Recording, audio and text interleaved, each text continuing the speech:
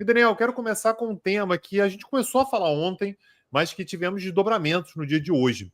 Uma pauta que eu trouxe ontem no bate-papo, né, no bate-papo 853, era que França, Reino Unido e Canadá tinham iniciado uma força de pressão contra Israel, alertando contra o avanço de uma operação militar que Israel estava se planejando. Aliás, Israel está anunciando já essa nova operação militar já tem algumas semanas, com o objetivo de, segundo o governo israelense, ocupar integralmente a faixa de Gaza e também contra o travamento, né? Enfim, o fato de que o governo israelense está impedindo que chegue ajuda humanitária a Gaza, né? Uma região que está sob bombardeio inclemente já há muito tempo, né? Desde outubro de 2023. Hoje, Israel anunciou que permitiria a entrada de mais de 100 caminhões de ajuda humanitária em Gaza.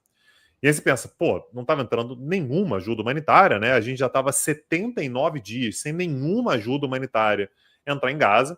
Então a gente tem uma situação limite, de fato, na faixa de Gaza. E agora vão entrar 100 caminhões. Só para a gente conseguir ter uma certa noção, Daniel, do que significa isso, antes do dia 7 de outubro, era normal que entrassem 500 caminhões por dia na faixa de Gaza, sem bombardeios cotidianos, né? Sem mais de um ano de guerra, né? Quase 2 anos, um ano e meio de guerra, né? De bombardeios intensos, com dificuldade de acesso até a víveres básicos. Então, agora o governo israelense anunciou que permitiria a entrada de 100 caminhões. E eu estou falando permitiria e não permitiu, porque o que tinha sido anunciado pelo governo israelense era de que esses 100 caminhões começariam a entrar na faixa de Gaza hoje.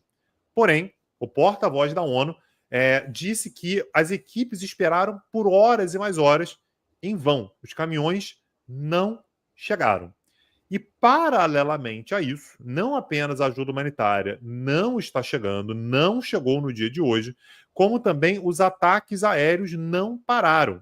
Só hoje morreram 85 pessoas em ataques aéreos israelenses.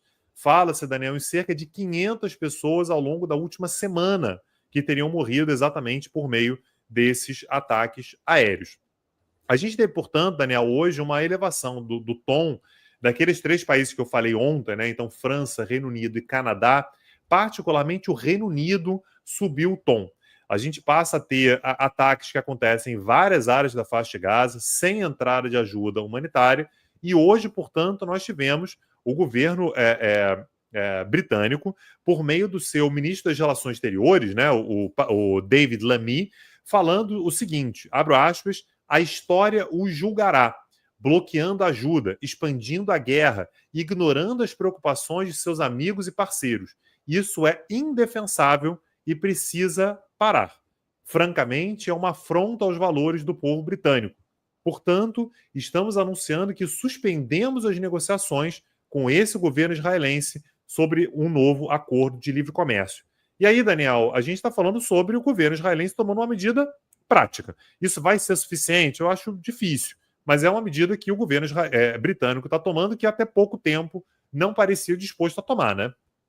É verdade, Tanguy. O que a gente está observando em relação a Gaza é o cometimento de um crime de guerra por parte do governo Netanyahu. Afinal, ele está impondo uma punição coletiva à população de Gaza, com o objetivo ali, com a justificativa de colocar pressão sobre o Hamas e em particular, para que eles devolvam os reféns israelenses. A gente sabe muito bem que não é prioridade para o governo Netanyahu a recuperação dos reféns israelenses. Aliás, em diferentes momentos ele já deu sinalizações nesse sentido. A prioridade para ele é a perpetuação do seu próprio poder, é o fortalecimento do seu próprio poder, e claro que o alongamento da guerra nesse sentido é muito interessante para a agenda pessoal do Netanyahu.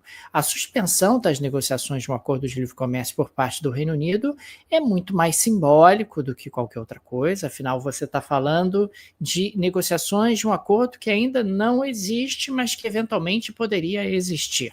O Reino Unido tem estado aí, a gente falou sobre isso ontem, numa busca de celebração de acordos comerciais, afinal, depois do Brexit, o Reino Unido teve ali um isolamento econômico importante, Afinal, os acordos comerciais eram acordos comerciais da União Europeia e não do Reino Unido, e o Starmer tem feito aí esse esforço, já fez com a Índia, com a União Europeia, com os Estados Unidos, acordos comerciais, e fazia agora tratativas com Israel. Mas isso não vai modificar a postura do governo Netanyahu, mas obviamente é algo que você projeta também para o público interno e você diz, olha, o governo britânico está incomodado com a postura do governo de Israel e vai adotar uma atitude um pouco mais concreta e eventualmente podem surgir até sanções, né? Ontem o governo do Canadá, o governo do Reino Unido, da França chegaram a falar sobre essa possibilidade. Tanto é que é apenas simbólico, né, que o governo israelense minimizou, Daniel, e disse o seguinte, abro aspas, esse aqui foi dito pela porta-voz, ou na verdade o porta-voz do Ministério das Relações Exteriores de Israel, o Oren Marmorstein, diz o seguinte, a pressão externa não desviará Israel de seu caminho na defesa de sua existência e segurança contra inimigos que buscam sua destruição. Ou seja, beleza, vá lá, para de negociar aí, para a gente não faz tanta diferença assim. Então dá de fato a impressão de que o governo britânico está disposto a parar de negociar, algo que não faria tanta diferença econômica nem para os britânicos, nem para Israel.